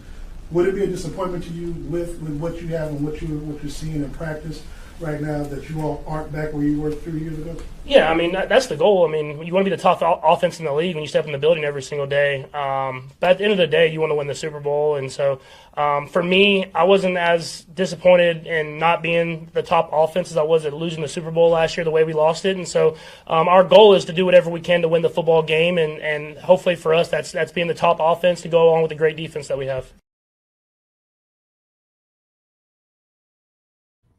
I thought it was a good point by the reporter. I don't know who asked the initial question. I know Darren Smith asked that second question. But that's a good point. We talked on this topic, we're talking about Hollywood Brown and Xavier Worthy's consecutive years, right? Second year in the system. But just in general, for Pat Rice, 3 years in, those two guys, Royals, obviously a new guy. Juju's been in the system before. So all these top guys have been in the system before. Whereas the last few years, since Tyreek Hill's been gone, it's been, Juju came for that 1 year, then left. MVS was there for 2 years. He had to bring Rashee Rice along his rookie season. He had to bring Xavier Worthy along his rookie season. So this is the first time he's having veteran guys playing with him. And that we talk about for how that helps the receivers. That also helps him tremendously. Yeah. Yeah. Because now he doesn't have to coach guys up to where they need to be. Doesn't have to be a whole lot of talking after the play's over. And sometimes you would see some frustration because Pat's trying to tell him hey man, I'm thinking that I need for you to get deeper and stuff like that. Not saying these things don't happen, but with a veteran guy, you already know what he's thinking. You know where you need to be. And so you can speak his language. You know what he's expecting out of you. So when you have veteran guys who's been in the system before, like I said before, that goes into digesting the playbook and everybody's playing fast. And so he knows now that he's unlocked all the weapons he has around him, they are all unlocked. And so if there's a guy, like we say, Jalen Royals, who's coming in, he can watch the guys that's been there. They can get all the information from them guys and know exactly what it is that Pat is actually expecting from him. So now, man, it's and like you said, I think him saying that he wasn't as disappointed to where the offense was and I won the lost the Super Bowl. That tells me that he realizes hey man, we were kind of shorthanded. Guys were trying to get back together, but we could have put on a better show. If we was at full strength all last year, that'd have been different. And I think now, Marcus, to be honest with you, Pat's hearing all the other stuff out here. He's hearing all you, the fifth quarterback, and by some measures from other people. He's hearing those things. He is. And I guarantee he's telling all these other guys, man, they still don't care. They don't care nothing about us. They're not going to give us our due. So we need to go out there and we got to get our respect and take it. So I'm telling you, right, like Justin Blake, if we score 50 a game, we could have multiple 1,000-yard receivers. Yeah. They're trying to torture everybody. I think that's what they're so excited about is because they realize the talent that they do have on the offensive side of the football. They know that. And so Travis Kelce came back looking sexy and young, and he's very Sprite and all these other guys around him too, fast and running around like Lamborghinis and Bugattis and all those different things. And Pat's like, oh, this is going to be a beautiful year. This is going to be an absolute beautiful year. So, yeah, man, this is get ready for it. Training camp, man, is going to be really it's going to be really exciting. But I don't want to get that false sense. We've seen that when they first got here, the deep balls and everybody's cheering, all those different things. Hey, man. That first play in that Jacksonville preseason game to Hollywood Brown, it was like, oh no, And then week 3, Rashee Rice, it was like we saw one domino fall, like, oh no. Yeah. We know what we know their talents. We know their potential. Now it's just put the product out there, man, in game day. It's going to be more exciting than anything else. So we're going to be running by some folks, man. We are absolutely going to be running by some folks. And I'm telling you, man, I don't even know what the break's going to be. And when I say that, I don't know what the wide receivers are saying what the break's going to be. Break on speed demon, break, whatever. Just, everybody's toast on 3. 1, 2, 3. Everybody's toast. Oh, the breakdown. Yeah. The break, man. I know it's going to be something crazy. Because I know, man, if I was out there, I'm like, yo, I don't care. Everybody's going to get it. Everybody's going to get it today. So all the business they've been talking about, in the AFC, who's going to be the unseed, the Chiefs, and all these different things, I don't care about none of that. Yeah. I don't care how good your secondary is that they talking about it. I don't care about none of it. They're going to run past you, around you, over you. I mean, man. Yeah, I know it's just mandatory minicamp and OTAs, but some of the photos I've seen over the last 2 weeks of just Mahomes with Rice, Hollywood, Xavier's on the sidelines, just like kind of giggling and smiling. It was like they know something that we can assume that it's going to be fireworks once the fall begins. But I feel like, maybe it's my hope, my wishful thinking, but I feel like they're going to unload a can of whoop ass this year. That offense is going to be what we wanted it to be last year, but a year stronger, Hollywood a year stronger with the playbook, Xavier a year stronger in the NFL and a weight regimen system. I mean, I just feel like this whole thing is going to be something probably comparative to what it was back in the early days of Mahomes. I mean, just too many weapons for defenses to cover. And then also too with all these guys, then you allow Kelce, a slim down Kelce. So you're not going to double him anymore. What are you going to do with that situation? Because you have to do something with him. So it could be a great year for Kelce. I mean, it's unreal, the possibilities.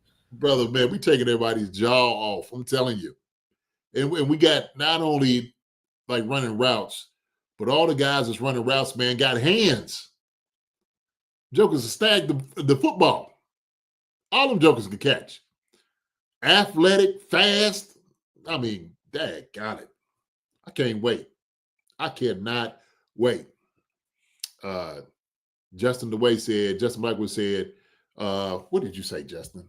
I seen you over here. You said something, my brother. What did you say? Oh, Pat still got to have time for them to get down. He'll have time. That's why we went and got the pieces we needed on offense, Justin. So we gonna have time. They're gonna make sure of that. And when we're not throwing the ball, Marcus, we're gonna run it down your throat. And I hope we do a whole lot more of that. So we open up the pass and run down the field. And you got to be able to threaten them running the football. So let me say this early, and I'm going to say it often. You got to run the daggone football, okay? Run it down their throats. We got big boys up front.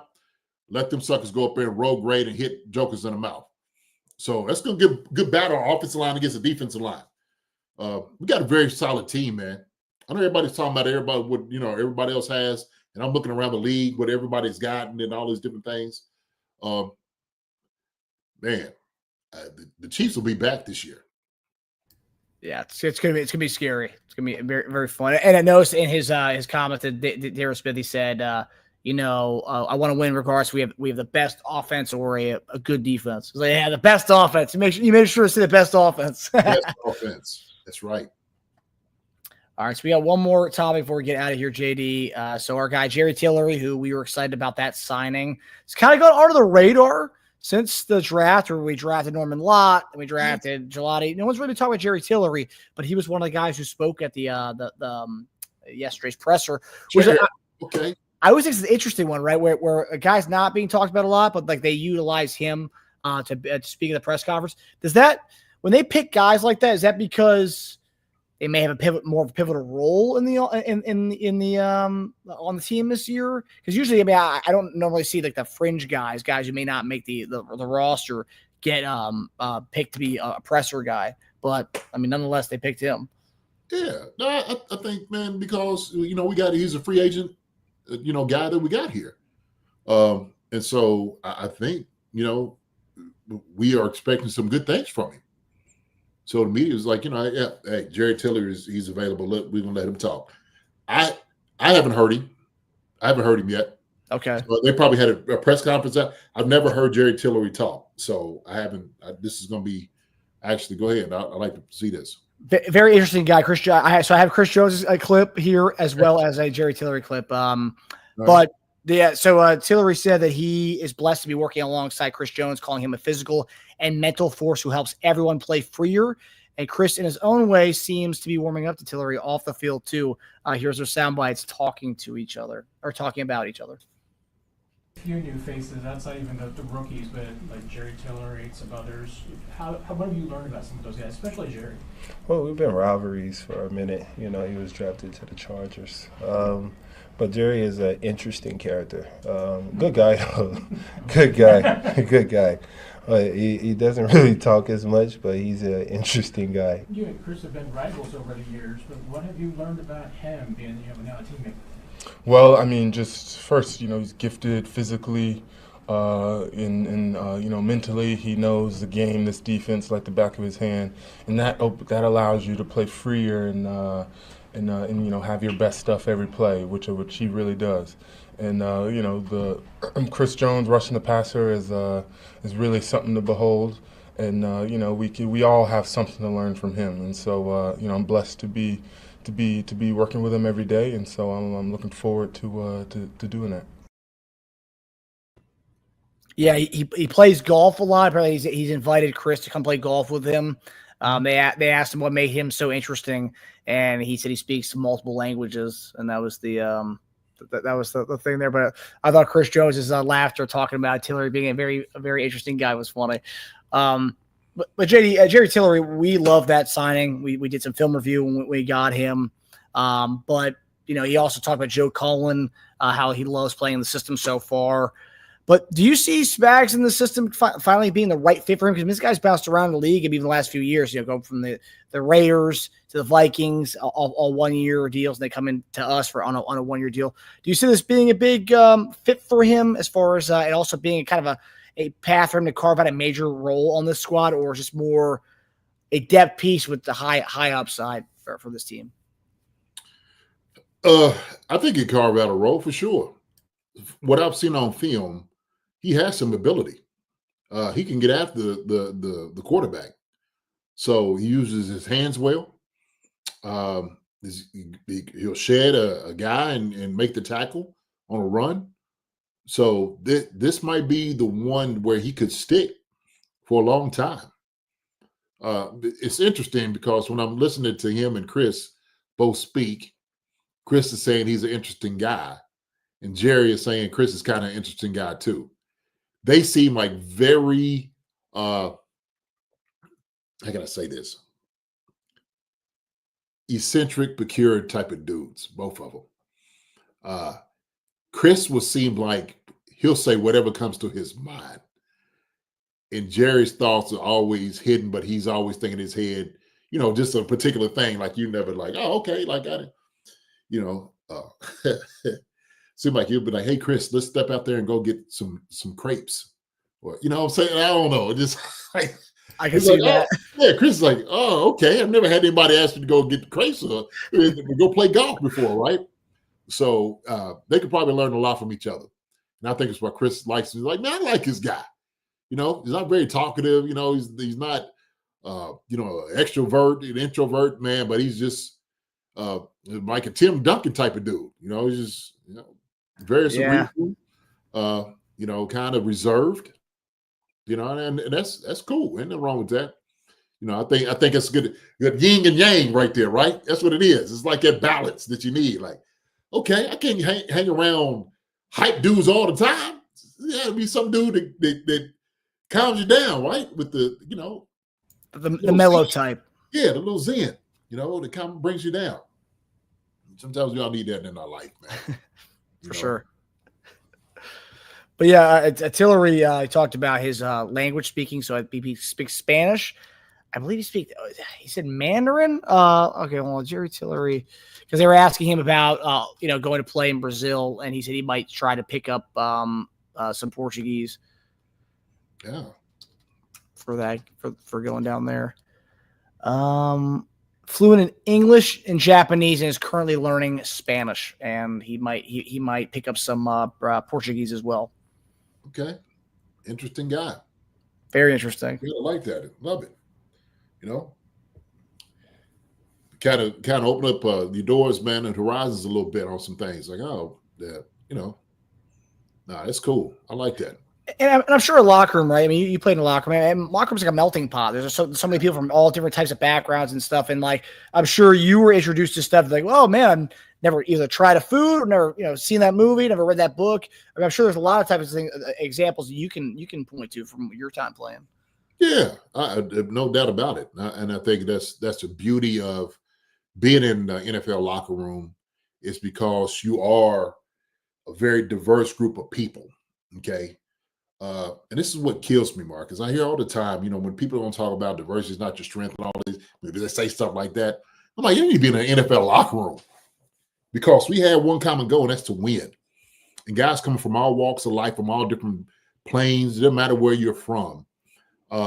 Guys try to get to know each other. And then you start realizing how much you don't know about people. But this guy that's next to you, and you start getting to know the guy a little bit more. You know that you'll put yourself on the line for this dude right beside you. It makes you a much better person. And so sometimes when I hear some of that bull that goes out from people, I'm just like, those jokers just don't even know. I mean, this is what this world is. It's what God made us different to be, different people. There was a reason. There was a purpose for that, right? Because we learn from our strengths from all different type of walks and stuff like that, man. But man, I mean, you have conversations about everything, whether it be on religion or politics or, different values and creeds, and you share all these different things. You have these deep, in-depth,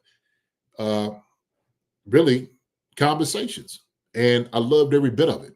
I loved every bit of it, man, seriously. Because then you realize, man, that we're all really pretty much the same. Boils down to it. Yeah, there's little things here different and stuff like that, but you learn it. Hey, man, I didn't know that. Man, you ain't never had. Like, nah, man, I want to try it. Man, come on out. Matter of fact, you come to my house. You could come to my house. We'll cook it for you. So, really? Like, yeah, right? And so it's an open door policy, like the Monty Green Beans, man. The military. That's soldiers, absolutely. Soldier is right there, man. That's the beauty of what this thing is and this life is, and it's the beauty of a locker room. Seriously, you just sometimes you think you know who a guy is, or you might fall into these stereotypes of these ignorant things that people may say about you, and you find out these things ain't true, not real. Like, I mean, I never really had an experience with a guy like that, or you, or anybody else, and so. Dudes kind of lay that out on the line, man, but you start getting there more and know guys, man, you just sit there like, man, you know what? This guy right here, man, he's all right. And I know he has my back like I got his. So. Yeah, I mean, that D line room is going to be very interesting. You have the bubbly type in Chris Jones, and then you have kind of the man of wisdom in our guy Mike Pennell. And then Jerry Tillery, kind of the unique guy to the D-line room. And then Fabian Lovett, who may have a few words as well. Words, right? Yeah. But he's probably listening to everything. He doesn't have to speak a lot, but he's taking it all in. Yep. And so you find kindred spirits like that. You really do. from different backgrounds and all this stuff like that. It's a beautiful thing, man. It's a beautiful thing. And Norman Lott gives me Chris Jones vibes. I was watching him at I think it was a soccer game. He was in the all the rookies the Kansas City women's soccer game the other night, and they were showing out. They're all like getting like so hyped on the in the crowd cheering for the game and stuff. And I was like, okay, there's Norman Lott. Okay, I see some enthusiasm there. Okay, he's gonna bring some spunk to the D line room, the D tackle room. So it's another guy in there to kind of have some fun with Chris Jones in there. Yeah, for sure. Justin Blackwood said there's nothing more diverse than a locker room. It's a fact, man.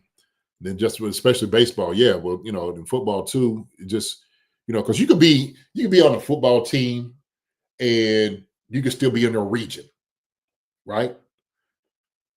You get into the NFL and college because everybody's got to come from different areas and whatnot and walks of life. That's where things change. Okay. That's what, stereotypes and all that, man, get shattered, or you might be like, oh, okay, I've heard this. And you can laugh at certain things and be real about others. And people learn like, man, I did not know this, like for real. Like some of the things that you went on. And unlike Demonte Green Bean said, I still talk to my squad mates. Absolutely. All my boys from college, like we're on the text feed. I'm on like a couple of them because, on the team. We're all talking a lot of different things, man, from all walks of life. And I'm talking about, man, New York, down there in Florida, LA, everywhere, Chicago. And then I got not just my college guys, but my college dudes, but also two NFL partners, you know what I mean? As well. You know what I'm saying? And we all go on different walks of life, coaching and doing other things. We all got kids and all, it's a beautiful thing, man. Shout out while I'm sitting here saying that. Shout out to Eric Hicks. It's happy birthday to him, man. We shared that, matter of fact, the other day. So Hicks, man. Yeah, you get to see this, brother. And he was on here before, man. Love you, man. Happy birthday to you. So Eric Hicks, that's a friend of the show and also a guy who did some work for the squad. Yeah. Yes, sir. Yeah, we on the man. I'm on a feed, man. I'm gonna throw some names out there to you, man. Scott Vegeta, Johnny Holiday, of course, E. Kane's on there, Kawika Mitchell, all type of dudes, man. I'm telling you, man, this is, when you play with different guys, man, it's like one of those things. It's a brotherhood, it's a bond, man, that you develop, seriously. So I just, it's also cool too because like it's that bond. But like, there's kind of this like a fraternity in a way, right? You use the word fraternity. Whereas, like, for example, the young bucks on the team, like the Najee Johnson of the world, like that's the current times. But even though you guys didn't know each other, but the fact that you guys both play for the same team is that instant brotherhood right there. You may have never been in the locker room with him, but like you guys both shared that red and white, red and yellow. And like that, like right away, boom. Facts. That is facts. Sasha right there says about locker rooms and barracks are the melting pots that create bonds that strengthen America. Absolute fact right there. Absolute fact. And when you're sharing the barracks with people, with your brothers and sisters, in the service, man, you got their back. You got it. You have it. Same thing in the locker room, man. When you're sitting there, you're talking to your boys, man. It's all love, man. What's going down, man? What's happening, man? Shoot, what's going down with you? So it's one of those things, man. It's one of those things. Who was that said DEI said what now? He said DEI is far better than the current DUI standards. Yeah, man. It's when people say things that kind of you realize some people haven't had experiences that you had, or can see the strength of these things because they haven't really been in that. When if you never had to, actually move out of your comfort zone into something that then you don't know. You're speaking from a different level. And even if you say, well, I do know, and I've been here and stuff like that. Okay, well, what did you not get out of it? What did you not learn? Did the reticence come from you? and getting to know the other person or all those different things, or was it something totally different than that, right? And so sometimes I think, man, people kind of, they don't lean in like they should to get to know their people. So, which y'all says, who's that? Will says different shades of green, light green, dark green, all green. Oh, that's it. Yeah, we all made I say this before and I say it again. We all made in God's image, Imago Dei. We are all his creatures. And the fact that we sit there and we look and pick over all these little things while we are different to hold it against that other person is so ridiculous to me. It's almost sickening, to be honest with you. Someone's saying like, God didn't know what he was doing. Really? Okay. So here I go again. Stop. We love that. The Chief Concerns community loves you going on your monologues, JD. We love it.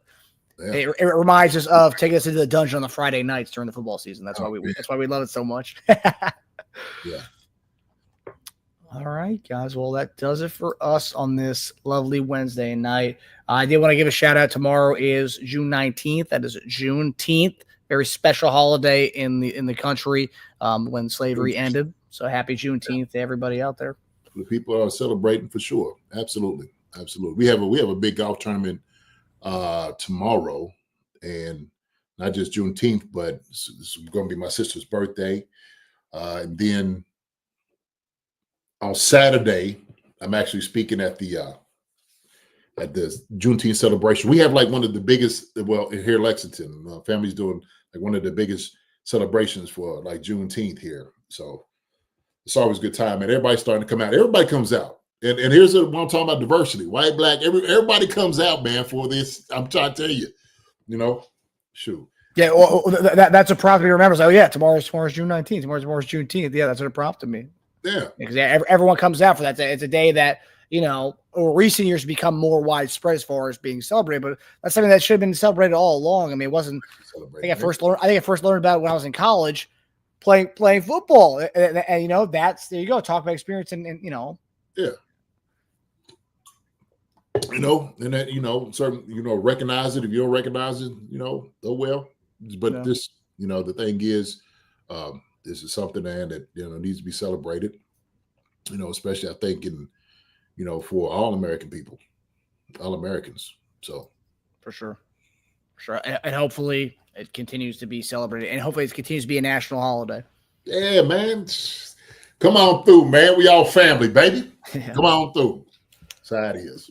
Wait, that for down Lexington it's a parade, JD? So ours is going to be where I'm from.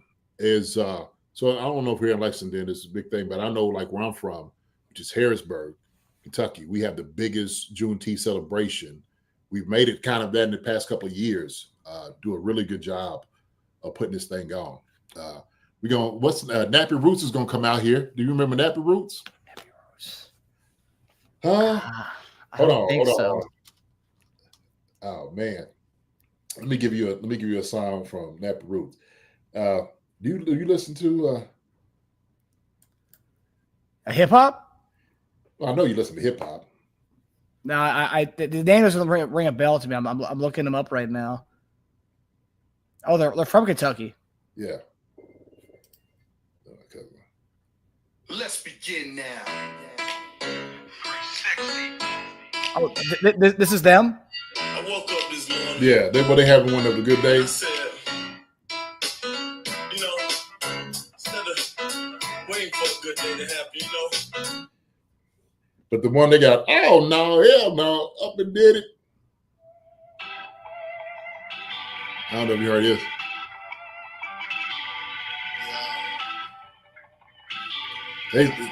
The Kentucky Country Boys, man, that's what they.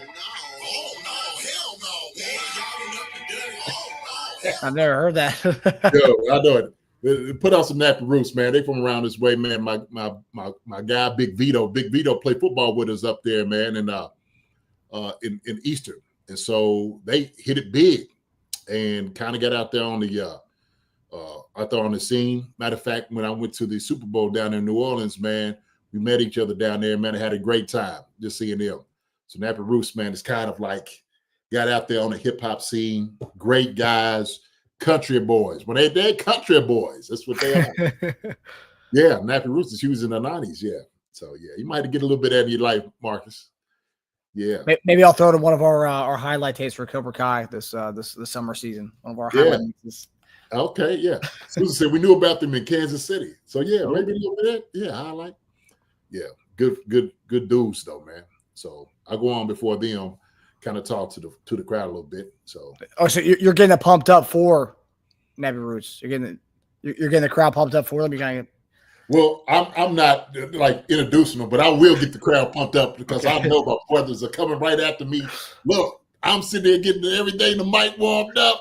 My guys, straight from the country here in Kentucky. No better than that. Let you know Nappy Roots is in the house. They in the building. That's awesome. Just somebody said, let me say Louisville. Don't think I've been to Harrisburg. Yeah, Harrisburg.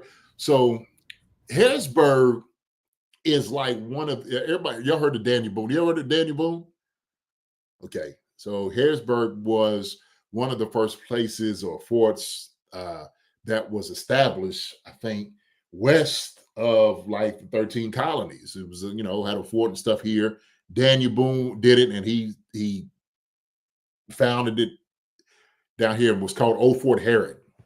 But also, too, what we know for is Shakertown, Shakers. So you ever heard Shakers? They're like Quakers, but they're Shakers. And here's the fun fact. So Shakers were like the Quakers a little bit, but they also was like one of the first places that had a diverse crowd. Like before the slavery during the time, they would have, African Americans and those things come over and were free. They would all be here and then in the society. Interesting. So, yeah.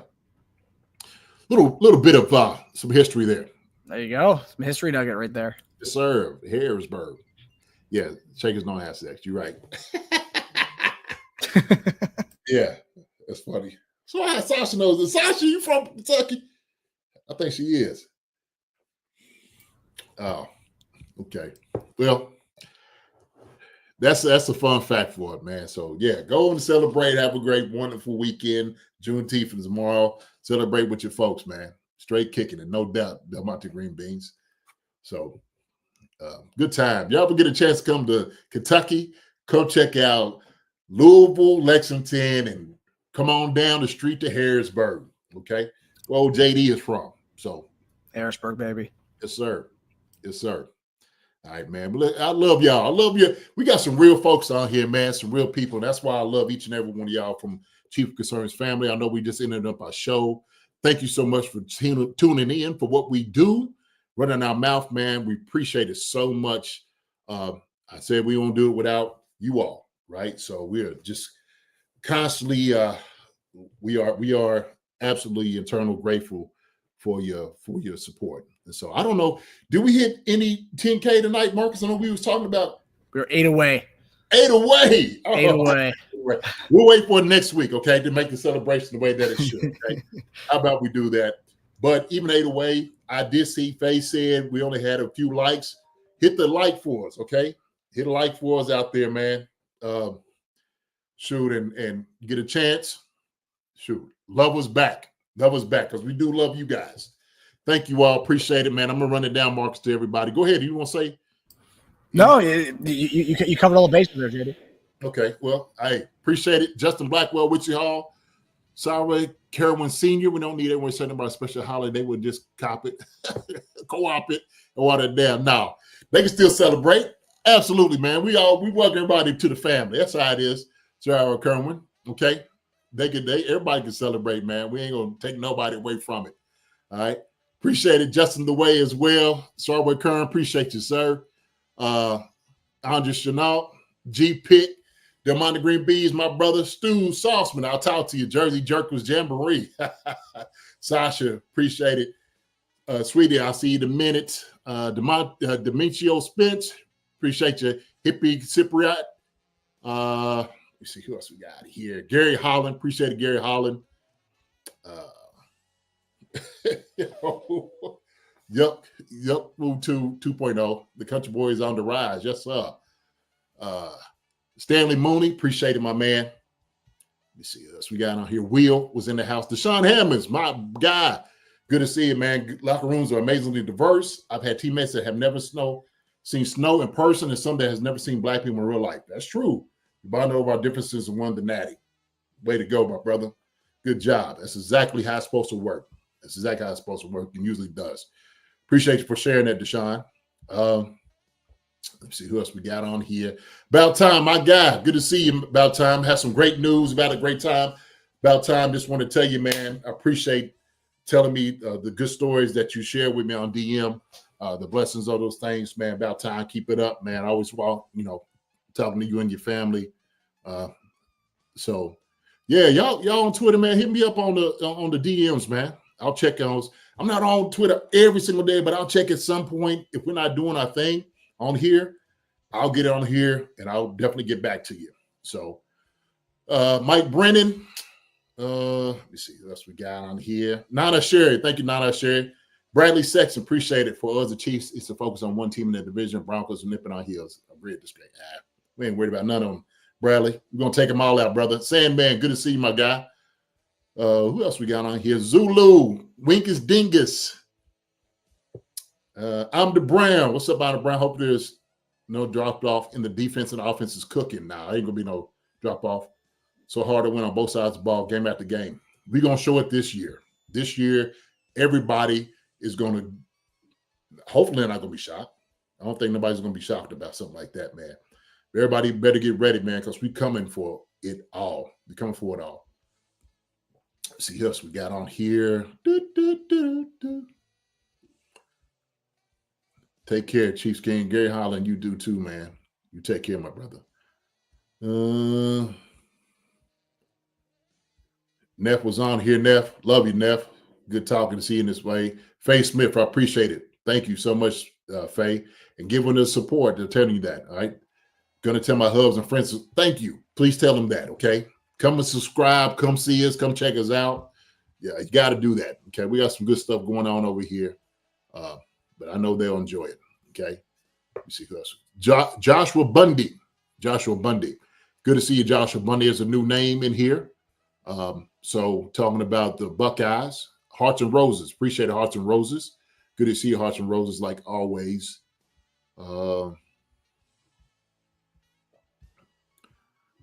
See if I missed anybody. I think it was John Clifford. I seen John Clifford. Ray 028. See them two dudes. John Clifford, I ain't seen your mail, man. Hope you're doing well, John Clifford. Sarah 071 was in here as well.